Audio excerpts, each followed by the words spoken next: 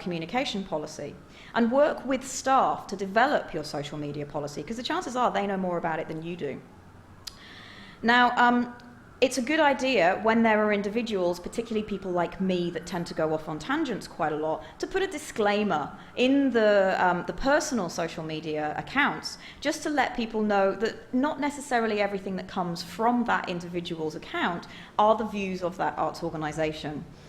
But it's also a good idea to make sure that you educate those staff in social media etiquette, so that there's a consistency, there's an understanding, there's a trust, and there's a real sort of solid framework that when people are talking to your staff, they know what kind of experience they're going to have with you.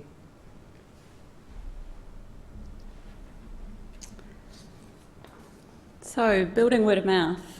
So one of the most important things that this study does is really for the first time quantifying word of mouth. For the first time we can see what conversations are occurring online and where it is that they're happening. So we found that around a third of people are already using the internet to communicate with others about arts events, and this is mainly through Facebook and email. So this is happening before people decide to go, when they're preparing for the experience, and after the event. So if conversations, basically the idea is to bring conversations like this into the public sphere so that they have the ability to influence others and we have the ability to engage in those conversations.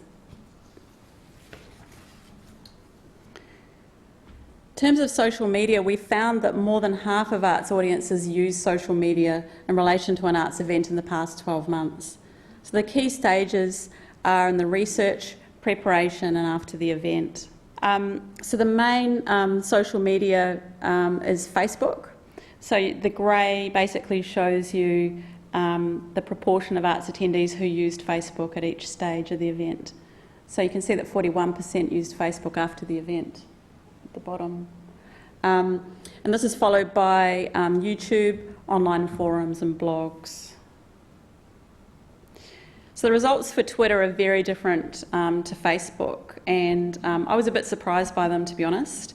What we found was, and the reason I was surprised because I know a lot of arts organisations are on Twitter and are actively using it, so I just sort of had an assumption that therefore arts audiences would be on Twitter as well.